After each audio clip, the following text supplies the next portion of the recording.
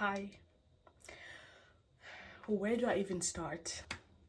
Just thought I should come on here and do my skincare while I tell you about my birth story. And I'm gonna be whispering in this video. I'm sure you know why. Because my baby and my husband are sleeping at the moment and I feel kind of refreshed, so I don't need to sleep. So let's chat. So I finally gave birth on the 21st of August. If you didn't know, that's actually my sister's birthday. Like, what are the chances that I'll give birth on the exact same day that my sister was born? So let's start from the beginning. My due date was actually at 41 weeks. I don't know how that works. I don't understand how long pregnancy is actually supposed to be at this point, because what do you mean 41 weeks? But then if you calculate it, it's exactly 9 months. I don't know. But anyway, I was supposed to give birth on the 18th of August. That was my actual due date. The 18th of August came. Nothing, not even contractions, nothing that was giving me signs of having given birth. And honestly, before that, I was like, yeah, I'm gonna give birth at 39 weeks, because I was prepared. I was like, nah, I'm not gonna reach 40 weeks or like the last term pregnant, because I was doing everything that I was supposed to do to induce labor at around 39 weeks. All of that did not work. So on the 18th of August, we went to the hospital. I was like so prepared. I was like, anytime the water is just gonna drop and that will be it. But I should have known there were signs, because the times that I was going to like my midwife or check-ins every week, like they would check my cervix and it would be like not even dilated yet, sweetie. And on the day that I was supposed to give birth, it was like one finger which is like 1 centimeter basically.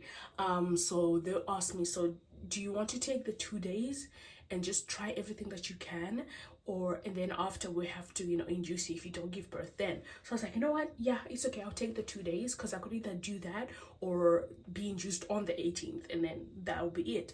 And I didn't want to get induced, because getting induced, I don't know why people like say getting induced is like so much more painful, because it's basically contractions that you were gonna get anyway if you were gonna give birth naturally, like it's contractions. So then I was like, I'll take the 2 days. And then the 2 days I was doing everything that I can. Let me wash my face. So for the 2 days I was curb walking. I was going to the beach for like 2 hours, because apparently like walking inside the water does something, the sex, the eating of different, like I was doing everything that I possibly can. Still absolutely no contractions, no Braxton Hicks, nothing of that sort. Absolutely, I think I only had like a Braxton Hick like one time. So yeah, so then the 2 days came past, and then it was now like the 20th of August. So time to go to the hospital. Hyperpigmentation, I'm still gonna be using my Gentle Magic, and I'm so afraid that it's gonna finish and I won't be able to get any more, because they don't ship to France. Like, I still haven't found anywhere where they have Gentle Magic products. And I got this when I was in Zimbabwe, like literally last year. I wonder if it is expired. No, it expires next year, so we're still good. Anyway, so we got to the hospital on the 20th. I'm like ready to get induced. We have all my bags, all that kind of stuff. And then, they're like, okay, we're gonna give you these tablets every 2 hours. We're gonna give you 8 of them, right? And then they asked like, so when do I start feeling contractions? So like most women, like their cervix starts to open up at the 5th tablet, so I was like, okay, cool. So then I started with the first one, wasn't feeling much. The second one, started feeling contractions, but then they were not they were very irregular, and that was getting me so annoyed, because they're supposed to be regular and like more what's the word, like every 2 minutes or whatever, to really show that your cervix is really opening up. But mine was, I'll get like one here every 20 minutes, this and that. And then yeah, the pain of labor, guys, or like the contractions, it's like your period. When that thing, when you have your period and then you're walking, and then at the back, like where your tail is supposed to be, by your butt crack area, and then it just gets that, you get that, like you've been electrocuted, you can't move, so you have to wait for it. And then you get that relief. Yeah, that's kind of like contractions, but like longer and much, like times 100. That's how painful it is. So it's like your period, but like on steroids, you know. And at first, you know, I'll be like moaning, and after it was like actual screams, and like, oh, my husband was with me. I felt so sorry for him. Like, he couldn't do anything, and he felt so like useless, you know, because he couldn't like help me with anything. They would, and then I was in a private room, and then they were like, you can go into a bathtub, you know, to feel better. They gave me a ball. The hospital, top notch though. They were so kind. And they were just really trying to, you know, make me as comfortable as possible, you know. So we finally got to the 8th tablet, and then they're going to shake my cervix. 2 fingers, 2 centimeters. That's how much my cervix is open. I was like, no ways, because by the 8th one, I was supposed to really be at 6 centimeters or really there, you know, and about to give birth. And it had been 35 hours,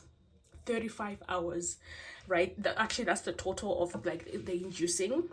Because after that, they were like, okay, since this didn't work, the tablet, we're gonna have to put you on a drip of another medicine to induce you, which is much stronger. But this is so painful, so we're gonna have to, you know, give you the epidural, which I'd already agreed to. Like, I always knew I wanted epidural. I did not want to suffer. I am not a suffering queen. I was like, yeah, get me the epidural, period.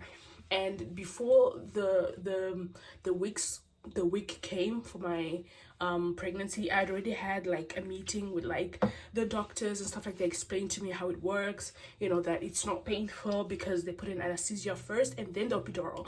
I don't know why people have this thing where it's like the epidural is this huge thing. It is a huge thing, but like, they don't just go in with that. They first put in anesthesia on you, and that just feels like any other injection, right? And then you are numb, and then they put on the epidural, which you won't really feel anything. You just feel like there's pressure, but like, it's not painful. I don't know, I guess people have different experiences, but for me it wasn't painful. So they put the epidural on me. I was so nervous though, you know. I had like the doctor holding me and the other one doing it, and my husband couldn't be there, so that was a bit scary for me. So after the epidural, and I had the inducing medication coming in, and then they were like monitoring my contractions, you know, all that kind of stuff. And again, it wasn't regular, like, oh my god. And we did that like from, I think, around like 1 in the afternoon until like 8, you know, until like around that time, and it was not working. They were like, hey, so that's not working, and your cervix is still closed up. And they already put a catheter on me, but that is since I have the epidural like completely like paralyzed from the waist down, I can't go pee. So they already put on that thing where my pee can just come out. Thank god they actually put that after the epidural. I hear some ladies being like they put that before, and the pain, I can't imagine. So at least when they put that, I didn't even feel anything, you know. So they were like, hey, so it hasn't worked, and now your baby it's now like 3 days basically overdue, and it gets dangerous for the baby because she'll be drinking like the amniotic liquid. So they're like, yeah, we're gonna have to, you know, do a cesarean, and it's best to do it now when it's not an emergency. So they're like, okay, we'll come back in an hour. They came back in 10 minutes, and they were like, okay, we're ready. There were like 11 people in that room. So we go get, I think, another shot of the epidural or something like that, or like things to make me numb, like everywhere from like literally my chest down, and obviously cover the other place.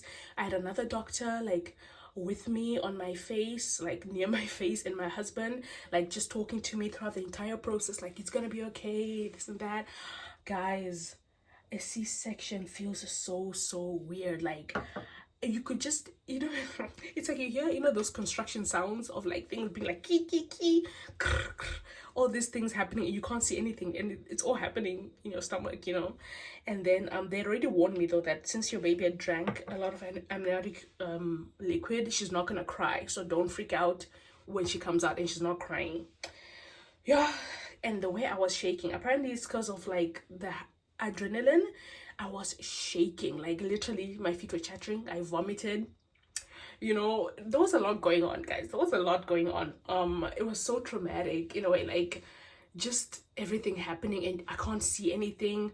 I'm not pushing out a baby. It's just like a 30-minute thing, and then there's your baby. They take your baby there. They took her to the back, and she was like blue. or purple, blue, yeah, you know. And she was silent, but I was okay because I was like really trusting them. They were so nice. The doctors, the nurses, the midwives, everyone was just so kind. So I was like, don't freak out, it's okay. And then my husband had to go with them, and he got to hold her first. Everybody got to hold her first besides me, and that really, you know, obviously hurt. You know, it's just because I was expecting, you know, to push the baby out, then, you know, hold her first, you know, like after whoever is taking her out. And then finally I heard her crying. Oh, it's the sweetest sound ever. And then she was brought to me like on my chest, but she couldn't stay that long because I was just like shaking. I was not okay. So then they dressed her up, and then I was all drugged up. I didn't even know what was going on, and I was so cold. I remember they had to put like this vacuum thing to make me warm because I was just like out of it, absolutely out of it. It didn't completely like process to me that I've given birth. You know, that's the thing. I don't know for other C-section mommies, like it's so different because it's kind of like 1 minute you don't have a baby and the next they give it to you. You didn't push anything out. You know what I'm saying? It's so weird. Like it only clicked like the next day. Like, oh, I just had a baby. You know, looking down at my stomach. Oh, okay, we have decreased a little bit. Okay. It was so insane. It was crazy because then I could not, I think it was like the second day I had to stand up for the first time. It felt like my guts were gonna fall down. Like for the first week in the hospital, I would literally walk holding my stomach because it literally felt like my organs were like, gravity was not with me, you know. It was such a weird sensation and painful. Like the first few days my husband had to bath me, like after I was allowed to bath actually, because I could not do anything, you know. I would get cleaned down there, everything. Like I could not do anything except just hold my baby. That was it. I couldn't change my baby, I couldn't hold her standing up, you know. The recovery process is actually quite insane. And I don't know why I didn't think of this. I was like, oh, since I had a C-section, I won't be bleeding. They're like, yeah, girl, you're gonna bleed. Your uterus still has to contract down. So I've been bleeding. I think now it's starting to calm down. Yeah. So that happened. Finally met my baby girl. It was just an amazing experience. Like she's so perfect. I'm obsessed with her. Right now she's asleep and I can't wait until she wakes up. You know, like I don't know what it is. I can't wait. Because I just like to hold her, you know. I'm obsessed with her, even though I've not been able to sleep like for the past 2 weeks. You know, it's just amazing being her mom and like being the person she finds comfort in. She'll like cry, and as soon as I pick her up, she like stops crying. You know, it's just like me. You really like me that much, you know? Like it's so weird. Like, oh my god. Like I'm obsessed with her. She's so perfect. Every time I look at her, I'm like, you are perfect. I've been talking to her. I talk to her in English and Shona, everything. You know, I'm really trying.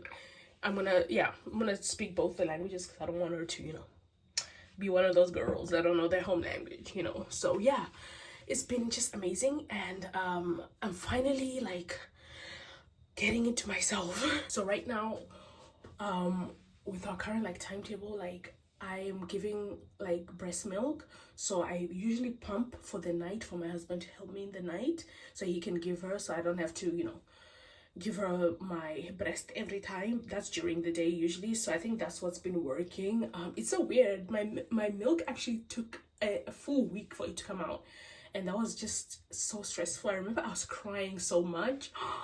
Postpartum crying.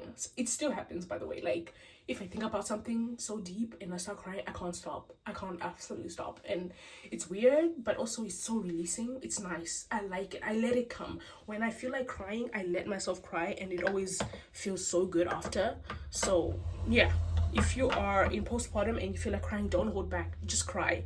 It's like taking a nice shower. Take a shower every day.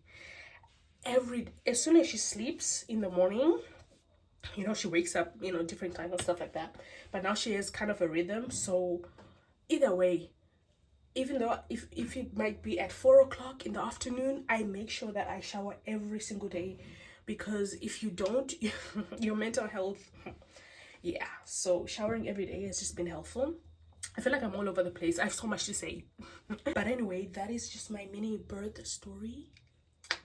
So I don't know when next time I will post, you know. I can see already the hyperpigmentation is starting to die down, so that's good. Sometimes like I get pain, you know, on my cesarean section scar, but like it's getting so much better than the first like few weeks. It's getting so much better. But anyway, yeah, hope you guys are doing well. That was my mini update. Obviously I'm gonna be vlogging a little bit more after, you know what, once I get like really my rhythm. But like, yeah, I just had a little moment today to just speak to you guys. Yeah, anyway, see you guys next time. Bye.